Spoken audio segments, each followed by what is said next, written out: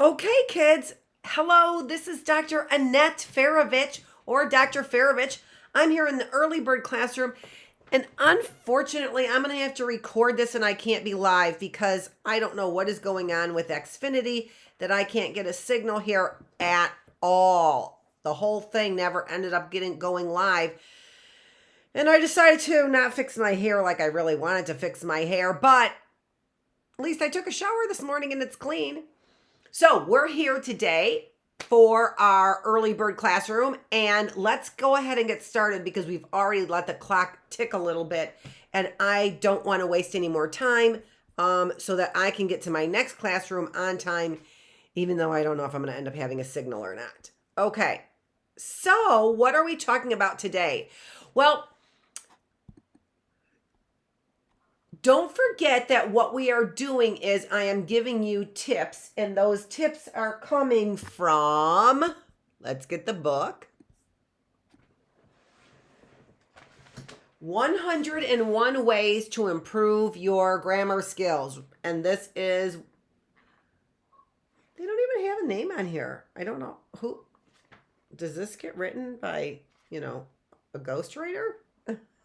Is that where they get the name ghostwriter from? I don't think so. Well, it says Scholastic, so maybe, I don't know, somebody at Scholastic maybe.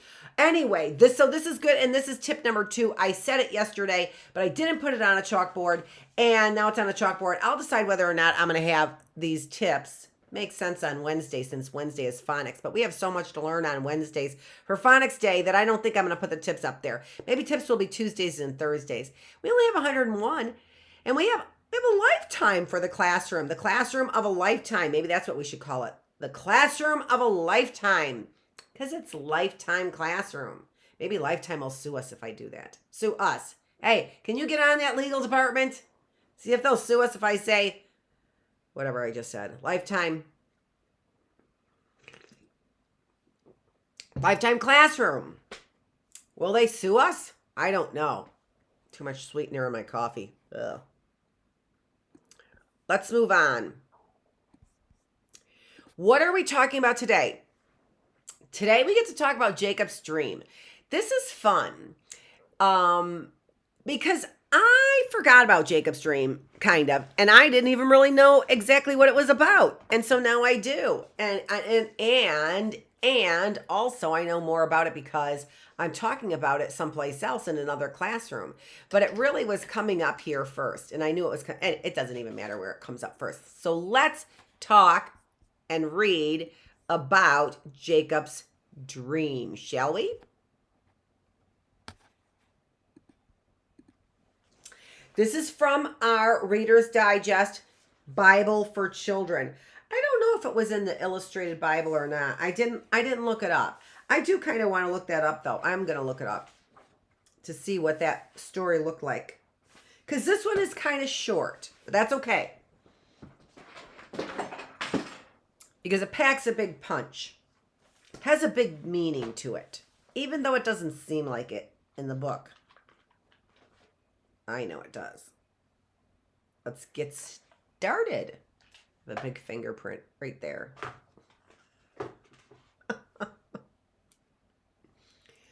Yes, I do. I did have my eyeballs going exactly that direction. Big fingerprint right there. And a smaller one right there. Because you know why? Because I take them off like this.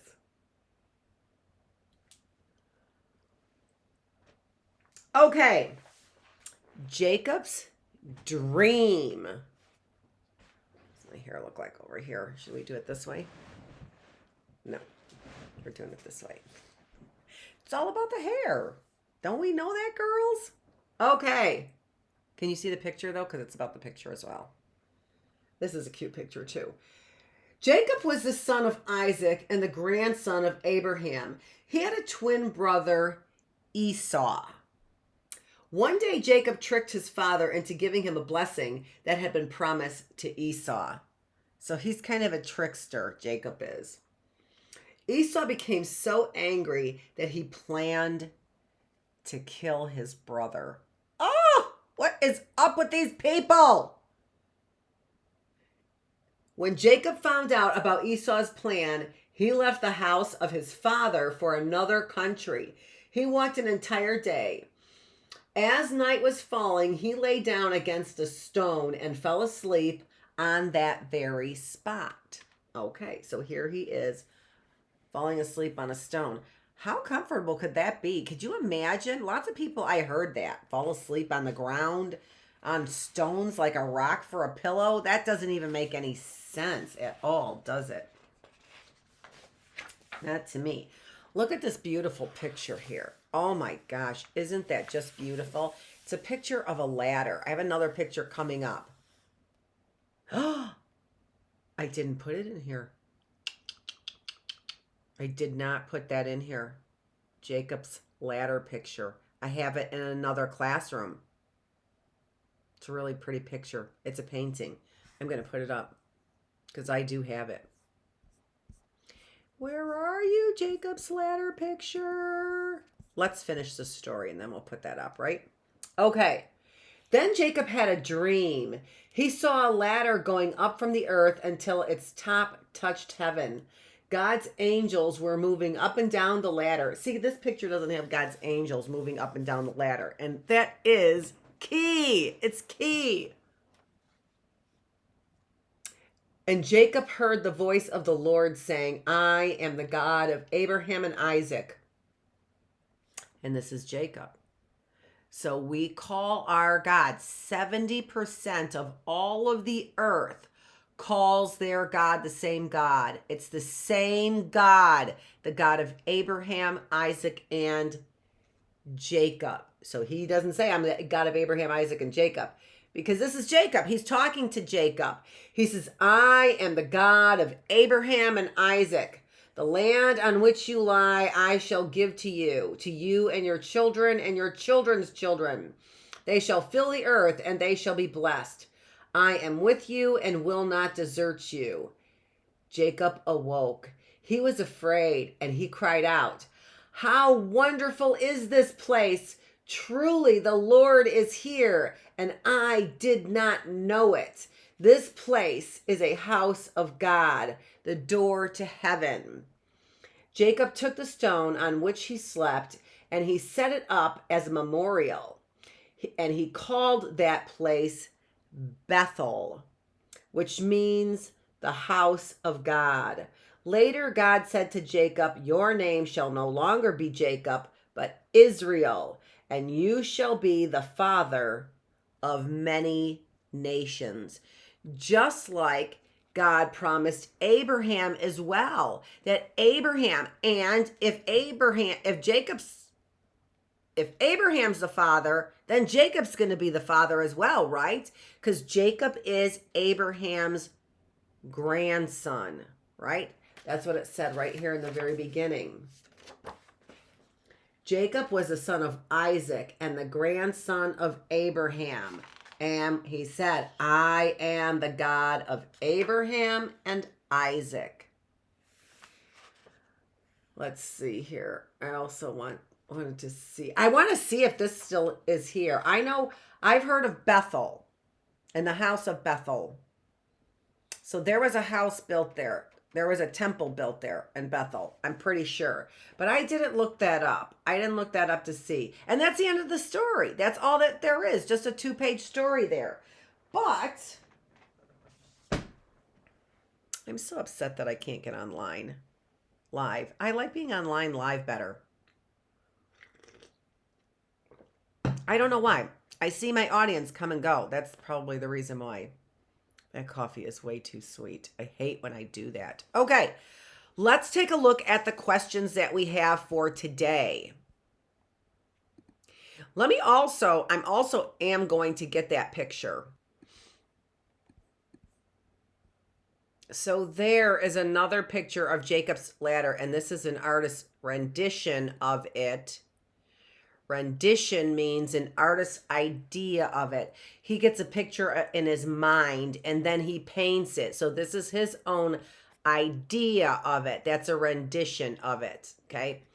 So and now there you could see the angels are going up and down the ladder there. So I think that this one is so beautiful. This picture is so beautiful.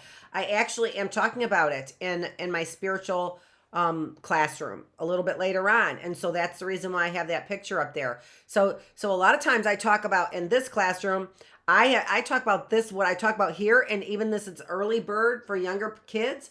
I talk about what we talk about here in all of my classrooms. I was talking about it in my philosophical classroom and spiritual classroom, and I think critical thinking classroom yesterday. Well, we didn't have our philosophical classroom yesterday. Okay. So let's get on with our questions.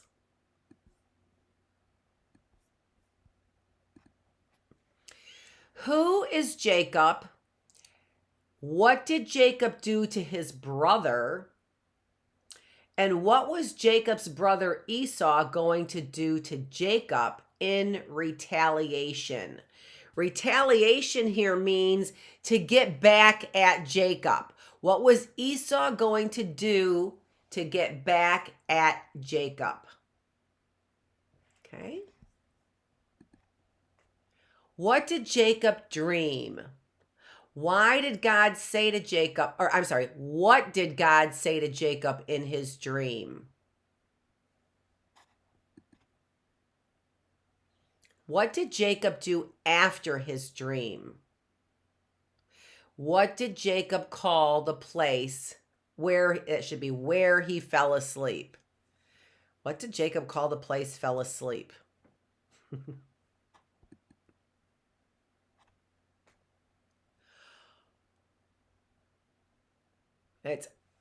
I was doing this late at night, folks. What did God change Jacob's name to? What did God change Jacob's name to? And have you ever heard that name before?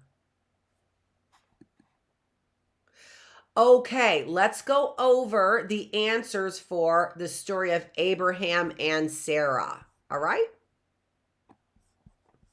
So we read that story yesterday, or no, I'm sorry, not yesterday. Wednesday's our Phonics day. We read that story on Tuesday. So let's look at the nice pictures. Well, look at the pretty pictures.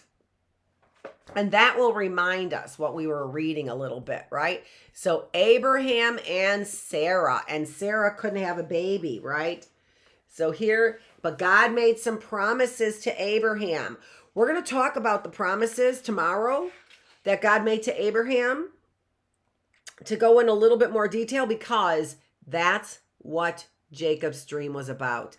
God's promises. So that's going to tie in Abraham, Isaac, and Jacob, because what in that dream that Jacob had in our story today, in that dream, what God is doing is reminding him of the promises that he made to Abraham and saying, those promises are for you, Jacob. Those promises are for you. Okay, so we had Abraham, and so we're reminding of the story and God's promises. All the stars, as many stars as there are in heaven, right? And then Sarah did have a little baby, and remember what she named him? Laughter, Isaac, right? Okay. And then what happened? Abraham took Isaac up the mountain to make a sacrifice, right? And the sacrifice was supposed to be what? Isaac, wasn't it? But instead, they found a ram that was caught in the tree. God provides. God provides was that message. And they made a sacrifice to God and thanked God, because God stopped Abraham from sacrificing his only son, Isaac. Okay, let's get to those questions. So,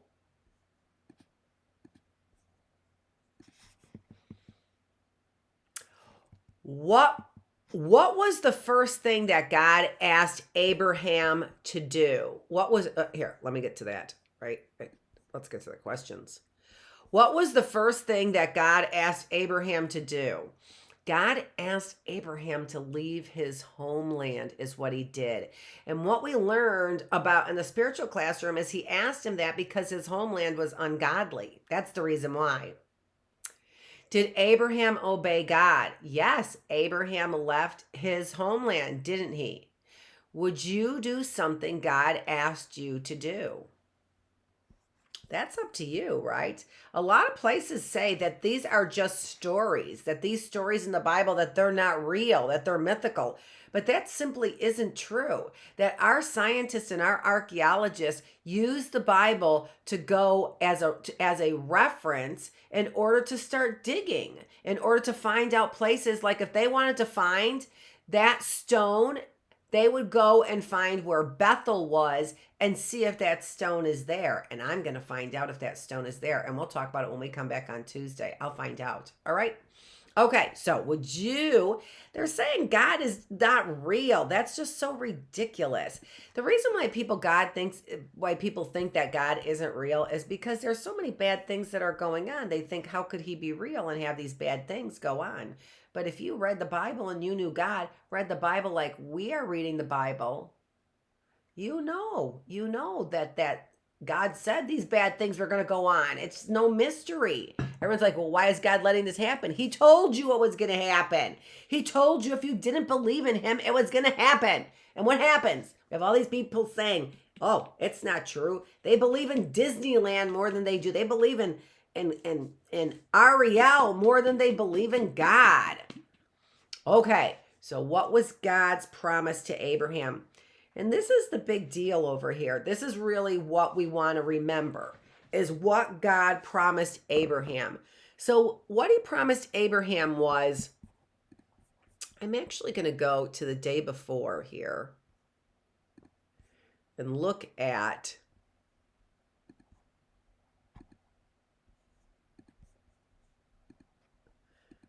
no, it's not in that one.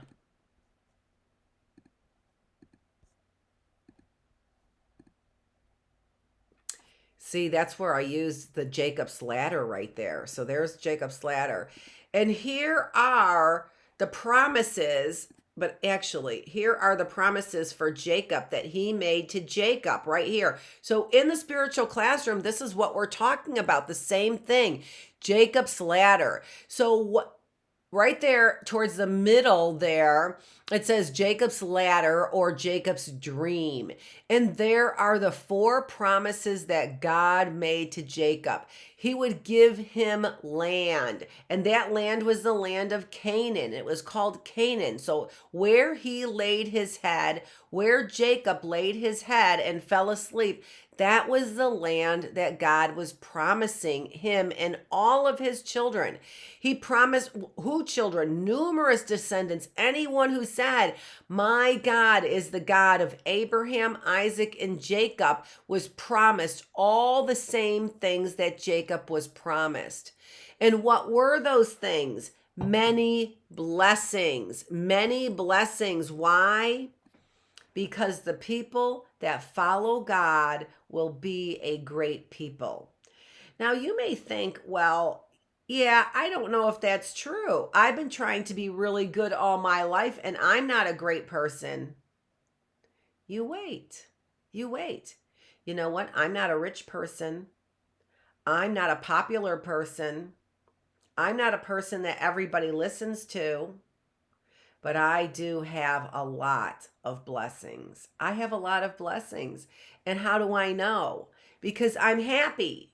That's the reason why. Because I'm very happy. Even when I have times where I cry, because we all cry, I'm still happy. That's how I know I have blessings.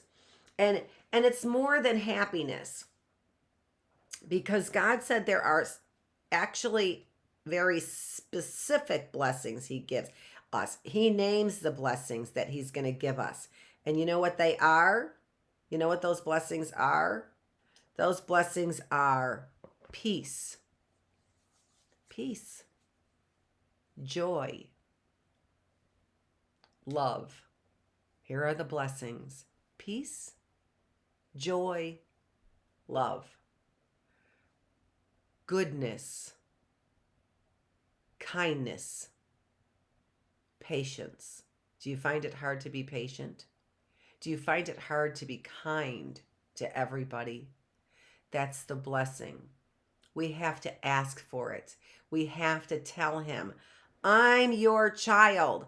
I believe in the God of Abraham, Isaac, and Jacob, and I want the things that you promised Jacob, dear Lord. I want blessed land. I want numerous descendants. I want special blessings. And the last one there is, I want to be a great people. What that is to have a great name, to have my name mean something, so that when they say the God of Abraham, Isaac, and Jacob is my God, excuse me, that people understand and pay attention to what that means. That means I have inherited great land. It means that I have inherited numerous descendants, and that those before me are my relatives as well in God. They are my aunts and uncles and grandparents in God, and great grandparents in God. I am part of them, right? So I'm part of the numerous descendants. I have a family, is what that promises me. I have great blessings, and that my name will not be shamed. That if I believe in God, the God of Abraham, Isaac, and Jacob, that I will not be ashamed of doing that. We are talking about, in the last classroom, the philosophical classroom, about some of the things that they had young boys do in an experiment. And it was called a robber's cave experiment. And these boys felt shame when they did things that they knew were wrong. But when they stood up for what is right, they never felt shame. That is giving you a great name. That no matter what, not no matter what, I will give you blessings. And because of those blessings, if you believe in me, you will inherit that. Just like if you inherit something from your grandfather's will after he passes away, what could you want more than to inherit those kinds of things, those things, right? So that was a little bit longer. And that was awesome that we learned that much about Jacob's Ladder, a 2-page story in our Reader's Digest Bible for Children. And look at how much we learned from it. I'm so happy we did. Okay, so that's what God's promise. There were 4 things in that promise. It was, I have to remember them myself. It was that you would get land, that you would have many descendants, that you would have great blessings, and that your name would not be shamed. You would have a great name. And he does. Whoop, whoop, whoop, whoop. God keeps his promises. That's so cool. He really, really does. He really keeps his promise. You can ask for things, and God will save you from your circumstances. He does it over time. He doesn't do it right away. Your circumstances are there not because God made a mistake. Your circumstances are there not because God made a mistake. They're there because that's what God needs to build you and make you strong. Have you be a phoenix rising in the ashes, rising out of the ashes. That's what it says in the Bible. That's what we will do when we believe in God. That when we feel like,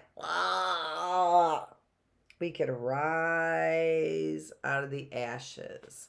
That's what he promises if we believe in the God of Abraham, Isaac, and Jacob. Same God. Not that they had 3 different gods, right? Abraham believed in the same God, Isaac did, and Jacob did. And Isaac found a wonderful wife in Rebekah. And we're going to talk about in the spiritual classroom more about Jacob and him with his brother who wanted to kill him, right? Oh, what a good story that was. 2 pages. Okay. Who came to Abraham's tent? They were travelers who came to Abraham's tent, if you remember, right? So travelers came to Abraham's tent. And how did Abraham treat them? He treated them nicely, right? Didn't he give them food, I think, and invited them into the tent? What news did they bring Abraham? That Abraham and Sarah were going to have a child. And it was 13 years later. They had to wait 13 years before they had that baby. And they kind of got themselves in trouble in that 13 years because they started not believing that God was really going to give them a baby. But that's a different story, right? That's a little bit different story. We didn't read that part in there. There's a lot of things that Abraham did. He was a wonderful father of God's children, right? Father of all of God's descendants. So he was really a wonderful father. Let's see. Where are we here? How did Sarah react when she heard the news that the travelers brought? What did Sarah do when she heard that the traveler said she was going to have a baby? What did she do? She laughed, right?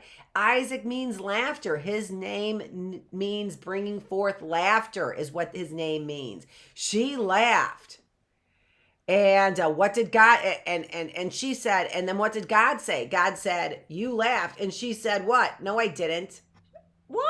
What are you doing? You're lying to God. Do you think that God doesn't know what's really inside your heart? That you laughed at what God said at what the travelers said. I can get it. She didn't maybe know, right, that they were God sent, travelers telling them, yeah, I might laugh too. Not so travelers. Because she had Isaac when she was 91. And so 13 years before that, she was, 79 or something like that when the travelers came through, 78 when the travelers came through. So 78 years old. Yeah, she laughed. Of course she laughed. What do you think of Sarah having a baby in her old age? That's for you to answer. What do you think about that? Do you think God performed a miracle? Is that possible that somebody could have a baby at 91 years old? I think so. You don't have to think so. I certainly do. I do. I think God can do anything. What did God ask Abraham to do with his son Isaac? To sacrifice him, right? Why do you think God asked Abraham to do this? Remember, we said God knew what Abraham, of course, God knows everything. So God knew what Abraham was going to do. God had no doubt that Abraham would sacrifice his son because God asked. The issue is how did Abraham go to sacrifice his son? That's the issue. How did he decide to sacrifice his son? What, does Abraham not love Isaac? What's going on over here? And what it is that Abraham knew God. He knew God would not ask him to sacrifice his one and only son and then tell him you're going to have great descendants. It doesn't make any sense. They didn't have any other kids. They had one child, Isaac. How could Abraham have great descendants, many descendants, if he sacrificed his son Isaac? He couldn't. So what Abraham believed is that God would God would raise Isaac from the dead. That was the tense of the word. I used the wrong tense of that word. We'll talk about that in phonics. Abraham believed God would raise Isaac, not rise Isaac. That's the tense of that verb. Raise Isaac from the dead. If you don't understand, that's okay. If you do, cool. Okay? But it wasn't time. The person who was supposed to be raised from the dead is who? Jesus. It wasn't time for that. So God didn't prove to God what Abraham would do. God proved to Abraham what Abraham was willing to do for God. And that probably made Abraham feel really good, that I was willing to sacrifice my son for God. That probably made him feel, and plus he didn't have to. So that made him feel really good. I would bet that made Abraham really feel like a champion. And God did that for him.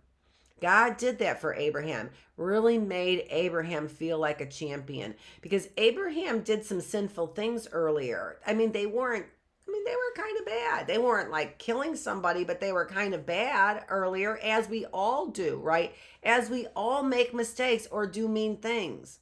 Oh, what was I getting to? I forgot to tell you about the rewards, all of them. What are the blessings? What were the blessings? Peace, joy, love, goodness, kindness, patience.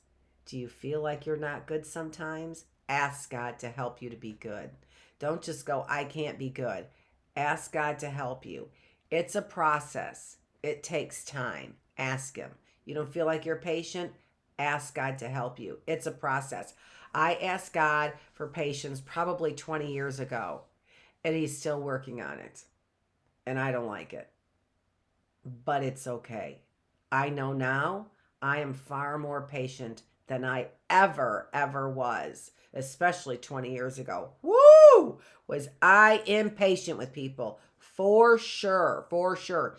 When you go to school this long, as long as I did, and then you teach, you could get really impatient with people, thinking, how come you don't know everything I know? Right? And of course people don't know everything I know. I don't know everything you know. Hello? Right? Easy peasy to figure that out. Okay, all right. So I stopped again. Goodness, kindness, patience, faithfulness, gentleness, and self-control. Those are the blessings. Don't you want to have faith? Don't you want to believe in God? Ask God to improve your faith. Don't you want to have self-control so that you don't blow up when you're not supposed to blow up at your friend or somebody you care about or your dog or your mom, right? You don't want to blow up. Mother's Day is coming up on Sunday, right? So Mother's Day, you don't want to blow up with on your mom on Mother's Day, right? Or before Mother's Day. You want to do something nice. You want to be good. Goodness. You want to be kind. Kindness. You want to be patient with your mom, right? So these are the blessings. Those are the blessings. What could you want more than peace, joy, and love? What could you want more than peace, joy, and love? Right? Some of us want to be good, but that will bring peace, joy, and love. If we had peace, joy, and love, we will be good, right? So those are the blessings that God promised. Okay. Did Abraham obey God? Yes, he did. He sacrificed his son. What did God do? God stopped him, is what God did, right? God told him, no, now's not the time. Look at how proud I am of you, of what you did. What was God's final promise to Abraham? And did God keep his promise? His final promise to Abraham was about all of the descendants and the blessings. And did he keep his promise to Abraham? All those descendants of Abraham? Yeah, for sure. For sure. I'm a descendant of Abraham. I believe I'm a descendant of Abraham. Maybe not a direct descendant, but I believe, right? And so I'm an adopted child. He may not be, and who knows? Abraham may not be like my great grandfather, right? Or whatever, a million times, right?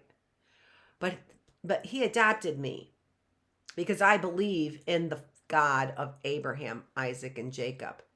And so do about 70% of the whole world. And they're not all direct descendants. Most of us, or a lot of us, are adopted. And that's the way God does things. Okay, now, last question.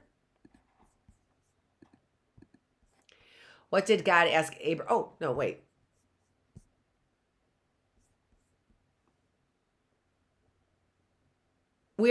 Okay, no, we did say that. Well, what did God ask Abraham to do with his son Isaac? Why do you think Abraham asked? Oh, we already asked that. That was just sometimes I duplicate it and then I erase the question and then type it in, and then so sometimes I have a duplicate there. getting ready to type in another question, but I didn't have to type in another question. All right, so that's all that we have for our early bird classroom today, and I will pop this up as soon as I can. I wish I could be live. I love being live. I don't know why it feels different, but it does feel different. Does it feel different to you? I don't know if it does. This is Dr. Annette Feravich, and I am the teacher. This is the early bird classroom. I will be back here on Tuesday, and our next story is on Moses. Moses. Watch the 10 Commandments. It's awesome, especially the music. And then when he parts the Red Sea, it's like dun, dun, dun. It's awesome. Okay, all right. I will see you on Tuesday. Thanks for joining me.